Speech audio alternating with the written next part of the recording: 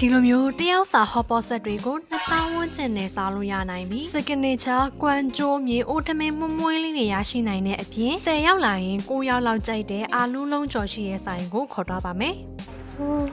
အဲ့ဒါတများကြီးပဲအဆိုင်လုံးမှာအကြိုက်ဆုံးပဲအားလုံးပဲမင်္ဂလာပါရှင်ဂုံဘလော့ကနေပြန်လဲဆိုလိုက်ပါတယ်အခုရောက်နေတဲ့ဆိုင်လေးက63 32တောင်းကလာလူလူဆိုတဲ့ဆိုင်လေးပဲဖြစ်ပါတယ်သူတို့စီမှာတယောက်စာဟော့ပေါ်ဆက်လေးကို2000ဝန်းကျင်လောက်နဲ့ရနိုင်ပြီရွေးချယ်စရာဟင်းရည်အနေနဲ့3ရက်မာလာနဲ့အယိုးပြုတ်ရည်ဆိုပြီး3မျိုးရှိပါတယ်ဟင်းရည်ကဆက်နဲ့မာလာဆိုရင်6000 9000ဝန်းကျင်လောက်ပဲကြာတင်ပါပါကိုရွေးချယ်တဲ့အသားဆက်တွေအလိုက်ဈေးတွေကွာရမှာပါအမဲသားဝက်သားကြက်သားပင်လယ်စာဆိုပြီးဆက်4မျိုးရှိပါတယ်အသားတွေအပြင်အခုလိုပဲလိတ်တွေခောက်ဆွဲ6တွေပါတယ်အသီးအရွက်ဘန်းကြီးတစ်ပန်းလဲပါအောင်ပါပါတစ်ဆက်မှာပြီးလို့တခြားအသားငါးတွေထပ်စားခြင်းရင်လည်းအခုလိုတပွဲချင်းစီမှာလို့ရပါသေးတယ်ဈေးလေးတွေကလည်းတပွဲကို2000ကနေ9000ဝန်းကျင်လောက်ပါပဲဟော့ပေါ်ဆက်ထဲမှာဒီလိုအေးတစ်ခွက်လဲပါသေးတာဆိုတော့တော်တော်လေးကိုတန်နေပါပြီဟော့ပေါ်ဆော့စ်လေးကအချင်းမဲ့သွားတာမို့လို့စားရတာအီးပြေတယ်ဒီဇိုင်မှာရနိုင်တဲ့နောက်ထပ် main menu ကမြေအိုးထမင်းပါကွမ်ကျိုးဘက်ကစတိုင်အတိုင်းချက်ထားတာဖြစ်ပြီးတော့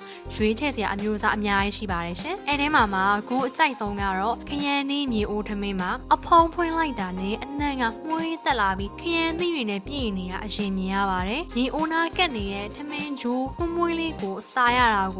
သူ့ရဲ့အရာတာပါဘုံကတော့အရန်ကြိုက်ပါတယ်ပိုရှင်များတာမို့လို့2ယောက်လောက်အေးစေးစားလို့ရပါတယ်ရှင်ကဲမင်းသားလေးလာပါပြီအဲ့ဟာကတော့လာလူလူရဲ့နမဲကျော်အာလူးလုံးကျော်ပါအပြင်သားတင်းနေအောင်ကြော်ထားပြီးအသွေးမိုင်းကစီစီအီလေးဖြစ်နေတာရဲ့အနှစ်တွေအများကြီးပါတာရဲ့နဲ့တင်အမတ်ပြည့်ပေးနေပြီအရတာကမာလာအရတာဆက်ဆက်မမွေးလေးပါထမင်းပူပူလေးနဲ့လည်းအရန်လိုက်ဖက်ပါတယ်10ရောက်လာရင်9ရောက်လောက်ကကြိုက်မယ်လို့အာမခံနိုင်တဲ့အရတာမျိုးပါတပွဲကို9000ဆိုတော့တန်ပါတယ်ဒီလိုတပွဲ19000တန်မာလာရှန်ကောလည်းရပါသေးတယ်အဲ့ထဲမှာမြစ်စိမ်းတွေအာလူးကြော်ရောင်ပါတယ်ကြက်ဝက်ပစွန်ပင်လယ်စာအကုန်ပါပါတယ်ကိုမစားတဲ့အသားရှိရင်လည်းရှောင်ခိုင်းလို့ရပါတယ်မာလာပဲဆက်လည်းရတာဆိုတော့ချစ်ဆက်လေးတစ်ပွဲလည်းတုတ်ခိုင်းလိုက်သေးတယ်ဒီဆိုင်လေးကဖွင့်တာလာပိုင်းပဲရှိသေးပေမဲ့အခုလိုအရန်ဟော့သွားတာဒီလိုအရတာတွေကြောင်းဆိုတာလာစားကြည့်မှာပဲလက်သွေးသိလိုက်ရတယ်ကိုရဲ့ vlog လေးကတော့ဒီလောက်ပါပဲရှင်နောက် vlog တွေမှာ